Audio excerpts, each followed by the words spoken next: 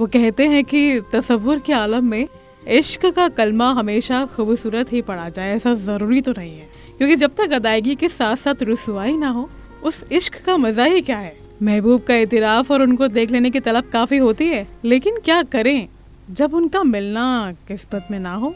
बुरा लगता है ना। वाकई बिल्कुल ऐसा ही लगा होगा उन्हें भी, जिनकी कहानी मैं आज बताने जा रही हूँ। लव ट्रायंगल है, यानी कि प्रेम त्रिकोण की कहानी है। अब मोहब्बत ऐसी हुई जो कि निगाहों निगाहों में हुई और निगाहों निगाहों तक हुई, शब्दों से हुई, विचारों से हुई, कला से हुई और साहित्य से हुई। कुल मिलाकर कला और कलाकारी की बात है, कला और कलाकार से हुई।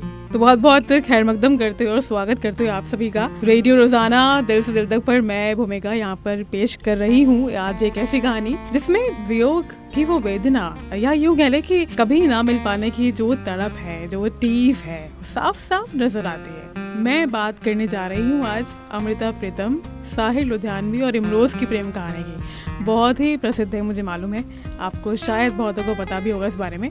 तो इनकी कहानी में क्या है खास और क्या है इनकी कहानी जो कि रुसवाई का आनंद अलग से वियोग वेदना को देखने को मिलता है, इस बारे में आज हम पूरा जानने वाले हैं। तो कहानी शुरू होती है यहाँ से कि गुजरावाला यानी कि आज के पाकिस्तान में अमृता का जन्म हुआ, औपचारिक शिक्षा हुई, 16 साल की उम्र में हो गई शादी। अब शादी तो हो गई, लेकिन जरूरी थोड़ी ना है कि शादी हो तो प्यार भी हो। प्रीतम से उनकी शादी हुई जो उन्हें पसंद करते थे, लेकिन अमृता नहीं कर पाई उन्हें पसंद, क्योंकि वो तो गहराई तलाशती थी, कविताएं तलाशती थी और प्रीतम को इन सब का शौक नहीं था। इसीलिए क्या हुआ कि समय भी बढ़ता गया और समय के साथ साथ बढ़ती गई उनकी दूरियां भी। और इन्हीं बढ़ती दूरियों के बीच में जब एक रोज अमृता एक मुशायरे के कार्यक्रम में गयी, वहाँ उनकी मुलाकात हुई साहिर से, प्रसिद्ध गीतकार साहिर लुधियानवी से। वो मुशायरा अर्ज कर रहे थे और वहीं उनकी नजरें अमृता से टकरा गईं।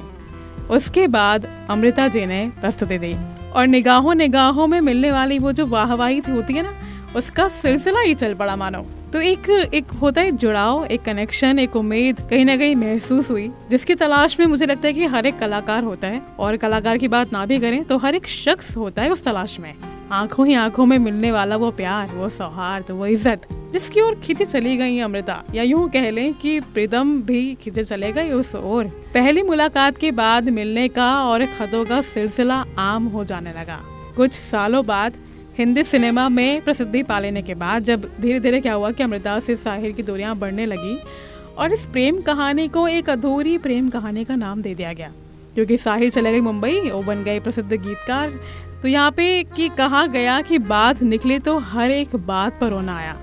साहिर और अमृता की मोहब्बत का वो अफसाना जिसका अंजाम तक पहुंचना मुमकिन ना हुआ, वो अफसाना भी कम कीमती नहीं। वो खूबसूरत मोड़ जहाँ से उनकी राहें जुदा हुई, मोहब्बत की एक नज़्म वहाँ अब भी ठहरी हुई है। कोई आवारा उन गलियों से गुजरता है अब भी, कोई आवाज़ रात भर आती है अब भी। और जब वो एक रोज़ उनकी ज़िंदगी में इमरोज़ आए, उम्र के लिहाज से 10 साल का अंतर होने के बावजूद इमरोज़ उनसे मोहब्बत कर बैठे। किसी किताब के डिज़ाइन के सिलसिले में उनकी मुलाकात हुई थी। अपनी उंगलियों से उनकी पीठ पर साहिर का नाम लिखती अमृता उन्हें कभी कचोटता भी नहीं था, बल्कि उनके प्यार को और बढ़ा जाता था। उम्र का अंतराल भी कम नहीं था, 10 साल का फासला काफ़ी होता है। और दिल्ली की हौस खास में वो साथ रहते थे। शादी तो नहीं हो पाई, लेकिन प्यार और इज्जत में कभी कोई कमी नहीं आई। इमरोज़ ने उनसे बेपनाह मोहब्बत की, एक गुमनाह मोहब्बत की, एक ऐसी मोहब्बत जिसका जिक्र जुबान तक तो कभी नहीं आया, लेकिन उनके ख्यालों में, उनकी बातों में, उनके दिल में सिर्फ एक ही तस्वीर थी और एक ही नाम था, अमृता।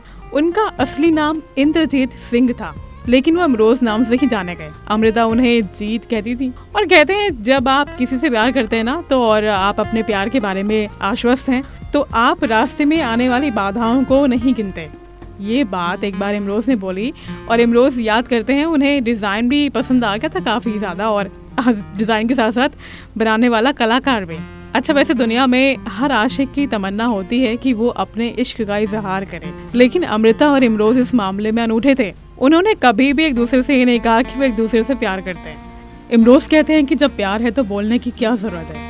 अच्छा, फिल्मों में भी आप उठने बैठने के तरीके से बता सकते हैं कि हीरो हीरोइन जो है वो एक दूसरे से प्यार करते हैं, लेकिन वो फिर भी बार बार कहते हैं कि वो एक दूसरे से प्यार करते हैं, और ये भी कहते हैं कि सच्चा प्यार करते हैं, सच्चा प्यार करते हैं, जैसे कि प्यार भी कभी झूठा होता है।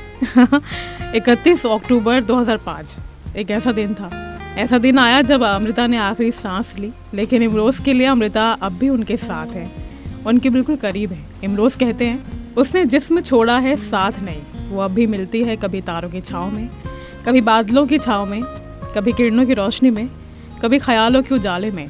हम उसी तरह मिलकर चलते हैं। चुपचाप हमें चलते हुए देखकर फूल हमें बुला लेते हैं। हम फूलों के घेरे में बैठकर एक दूसरे को अपना अपना कलाम सुनाते हैं। उसने जिस्म छोड़ा है साथ नहीं। तो ये थी साहिर, अमृता और इमरोज की प्रेम कहानी। ये वास्तविकता आज की कल्पना प्रतीत होती है, लेकिन ये वास्तविक है, सच है, प्यार है।